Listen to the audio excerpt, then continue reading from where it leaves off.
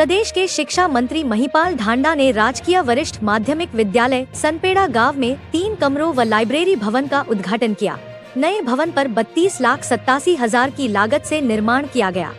इस अवसर पर उन्होंने विद्यालय परिसर में शिलापट का अनावरण कर नए भवन को विद्यार्थियों को समर्पित किया। शिक्षा मंत्री महिपाल ढांडा ने उद्घाटन समारोह को संबोधित करते हुए कहा कि प्रदेश सरकार शिक्षा के क्षेत्र में आधारभूत ढांचे को मजबूत करने के लिए निरंतर कार्य कर रही है। आधुनिक सुविधाओं से युक्त नया स्कूल भवन विद्यार्थियों को बेहतर शैक्षणिक वातावरण प्रदान करेगा, जिससे उनकी प्रतिभा को निखारने में सहायता मिलेगी। उद्घाटन करने के बाद स्कूली बच्ची व ग्रामीणों को संबोधित करते हुए कहा कि भारत सबसे ऊर्जावान युवा शक्ति वाला देश है। यहाँ के युवाओं का हौसला भरपूर मात्रा में है। यहाँ के युवा एक बार जो ठान लेते हैं उसे पूरा करके दम लेते हैं। उन्होंने परिजनों से अनुरोध किया कि वह बच्चों की पढ़ाई के गंभीर रहे। प्रदेश सरकार हर संभव सहयोग के लिए तैयार है। विद्यालय में नए भवन के उद्घाटन पर शिक्षा मंत्री महिपाल ढांडा ने 10वीं कक्षा में जिले में प्रथम स्थान प्राप्त करने वाली छात्रा प्रिंसी को सम्मानित किया। छात्रा ने 10वीं कक्षा में 98.6% अंक प्राप्त कर जिले में प्रथम व राज्य स्तर पर छठा स्थान हासिल किया था। छात्रा ने 3 विषयों में 100% अंक प्राप्त किए थे। मंत्री जी ने छात्रा के उज्जवल भविष्य की कामना की और हर संभव सहायता का आश्वासन दिया। जो ये उद्घाटन हुआ है लगभग 33 लाख की लागत से, और एक जो डिमांड सरपंच साहब ने और हमने सबने मिलकर मंत्री जी के समक्ष रखी है, एक लाइब्रेरी की, ऑडिटोरियम की। मुझे बहुत खुशी है इस बात की कि इसके अलावा भी जब भी मैंने मंत्री जी के पास गया हूं, कभी भी किसी चीज की मनाही नहीं।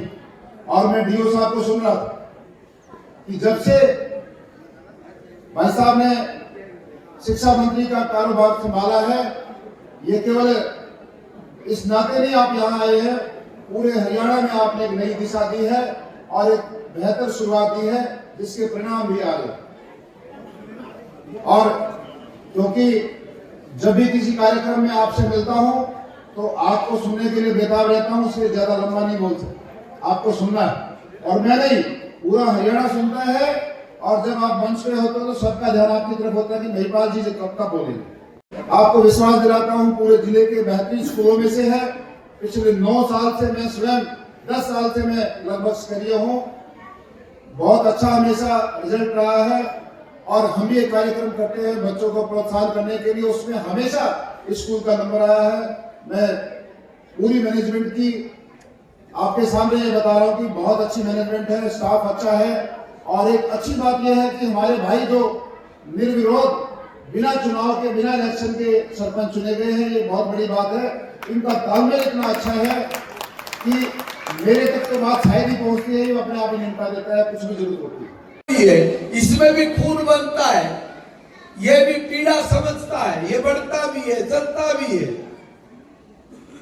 उसको सिद्ध करके सारी दुनिया के सामने रखते हुए कहा कि हमें प्रकृति का शोषण नहीं, हमें प्रकृति का दोहन करना चाहिए। यहां तक का हमारा श्रेष्ठ विचार हो सकता है, हुआ है। और तभी भारत ने दुनिया को कहा कि विश्व का कल्याण हो। ये विश्व का कल्याण वही कर सकते हैं जो इन सब चीजों को समझ के अपने जीवन का एक एक पल जीते हो।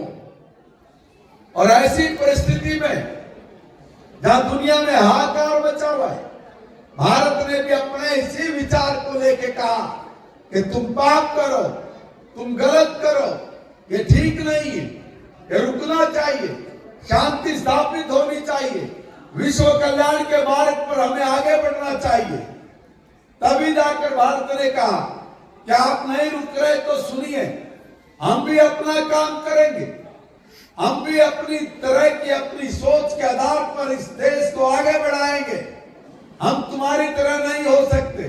और इसलिए उन्होंने 140 करोड़ लोगों के भारत को कैसे भारत हो, उस भारत का एक विजन वो सारी दुनिया के सामने रखते हुए कहा कि हम लोग जब अपनी आजादी का 100वां साल मना रहे होंगे, यानी समय सीमा भी तय कर दिए कि जब हम लोग अपनी आजादी का 100वां साल मना रहे होंगे, यानी 2047 तक हम भारत को दुनिया का सबसे ताकतवर देश बनाएंगे, विश्व गुरु बनाएंगे। ये हमारा सपना है।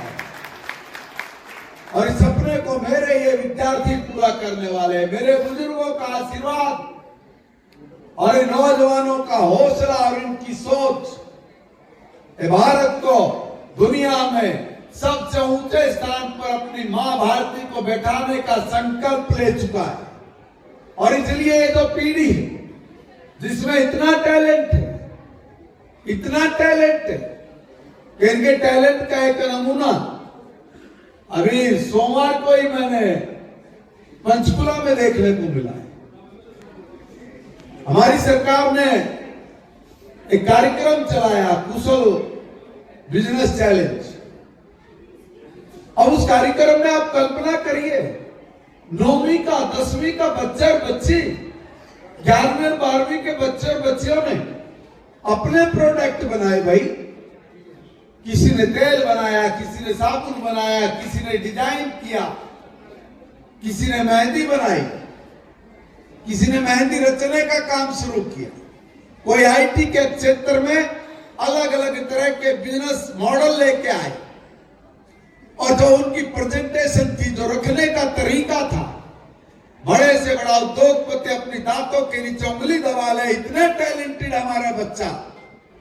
मैं वोकेशनल कैसे तमाम अपने श्रेष्ठ गुरुजनों का अभिनंदन करता हूं, हाथ जोड़कर उनका निवेदन भी करूंगा उनको कि इसको और बढ़ाए और कौशलवान हमारे बच्चे बने, उसकी तरफ ध्यान देकर आने वाले दिनों में स्वरोजगार के माध्यम से रोजगार देने वाले हमारे बच्चे बने।